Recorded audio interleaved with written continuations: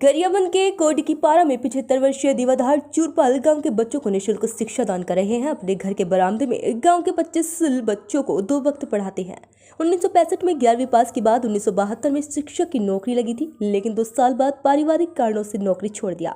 चूरपाल वर्तमान शिक्षा प्रणाली व्यवस्था में कमी को बच्चों के भविष्य गढ़ने के लिए नाकामी मानते हैं। हालात बदलने में नाकाम बताने वाले चूरपाल अपने छोटे से प्रयास से गांव के बच्चों के भविष्य गढ़ने की कोशिश कर रहे हैं। गांव में सरपंच व ब्लॉक में जनपद उपाध्यक्ष रह चुके चूरपाल की अब शिक्षा के प्रति पहल की सराहना सभी कर रहे हैं। से यहाँ पर आते हो, कैसा लगता है आप लोगों को? अच्छा लगता है। अच्छा लगता है। कब से आ रहे हो?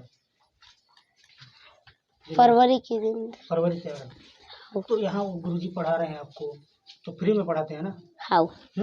हाँ। तो कैसा डेली आते हो तो कैसा लग रहा है आपको? पढ़ाई कैसा होता है? अच्छा। अच्छा पढ़ाते हैं? हाँ। क्या क्या चीज पढ़ाते हैं? 2 1 जा 2, 2 1 2, जोड़ना घटना, सब पढ़ाते हैं?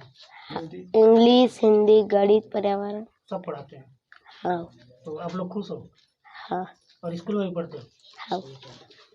गुरु यहाँ पर एक आदमी है, पढ़ाते हैं वृद्ध आदमी, तो कैसे कब से पढ़ा रहे हैं और कैसा यहाँ पर बच्चों का ये है? यहाँ से लगभग 2-3 साल हो गया और गुरुजी अच्छा पढ़ाते हैं और काफ़ी बच्चे लोग को कुछ सीख मिलता है कि ताकि आगे बढ़े बोल के। ये हमारे स्कूल का तो कोई रंग ढंग कुछ नहीं है, पढ़ाई भी नहीं हुआ है। मैं भी यहाँ पढ़ा पहली से 5वीं तक, तो कोई सर भी नहीं पढ़ाते हैं। अभी तो सर लोग ऐसे हो गया कि गांव में पढ़ाते ही नहीं है, आते का खाली मोबाइल देखते हैं। और जब गुरुजी पढ़ाते हैं ट्यूशन तो बच्चे लोग कुछ जानते भी है और जाके स्कूल में भी थोड़ा बहुत पढ़ाई करते हैं, बट ना स्कूल में पढ़ाई नहीं होता है। तो ये फ्री में पढ़ा रहे हैं ना? जी है? जी बच्चों को फ्री में पढ़ा जी। तो बच्चे यहाँ से पढ़ लिख कर स्कूल में भी पढ़ते हैं और यहाँ भी पढ़ते जी हैं। तो क्या बोलना चाहोगे? जैसे गुरुजी पढ़ा रहे हैं जी, तो बच्चों को और आना चाहिए। तो कैसा गांव का माहौल कैसा है? अच्छा है? गाँव का माहौल अच्छा है, बच्चे लोग आ रहे हैं, धीरे धीरे करके सब जने आएंगे।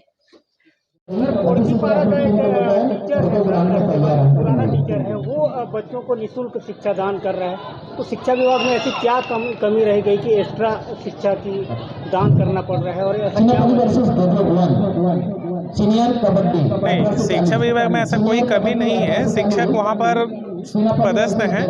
और रही बात स्थानीय समुदाय से, अगर हमको स्कूल के लिए सहयोग मिल रहा है तो यह वो व्यक्ति धन्यवाद के पात्र है। और मुझे स्कूल के माध्यम से इसकी सूचना भी नहीं दी गई है, लेकिन विद्यांजलि कार्यक्रम के तहत स्थानीय समुदाय के जो पढ़े लिखे लोग हैं हमारे स्कूल में आकर के सहयोग करने का प्रावधान है।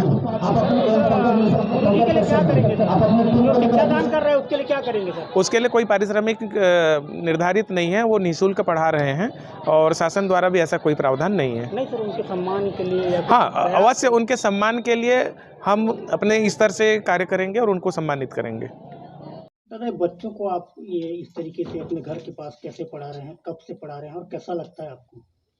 नहीं, मैं तो जो अभी कम से कम 2-3 साल हो रहा है पढ़ा रहा हूँ। और मेरे गांव के बच्चे हैं, छोटे छोटे बच्चे, स्कूल में उतना पढ़े नहीं है। कम से कम 1-1 घंटा शाम का और 1 घंटा सुबह पढ़ाने से बच्चे लोग होशियार होंगे और हमारे गांव का या हमारे स्कूल का थोड़ा नाम रोशन करेंगे, क्योंकि वही विचार से पढ़ा रहा हूँ। कैसा लगता है आपको? मेरे को बहुत बढ़िया लगता है। बच्चों के साथ पढ़ाना माने एक मूर्ख आदमी को शिक्षित ज्ञान देना मेरे लिए अच्छा है। और मैं भी वैसे पढ़ा लिखा हूँ, इसलिए गांव के बच्चे भी आगे पढ़ें और आगे बढ़ें, क्योंकि मेरा वही विचार है।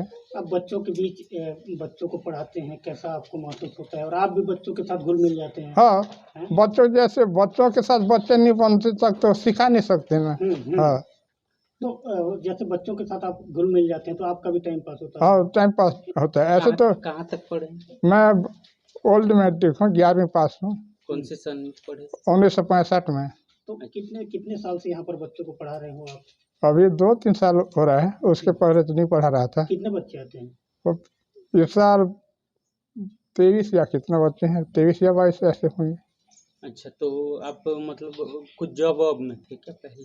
पहले वही मास्टर नौकरी किया था नवागढ़ा में। हमारे पिताजी सीरियस होने के बाद वहीं छोड़ दे के खेती काम कर रहा हूँ। नौकरी चाकर भी बहुत थे, कम से कम 50-60 एकड़ ज़मीन है, कमाने के लिए मुश्किल पड़ेगा करके मेरे को नौकरी छुड़ा दी।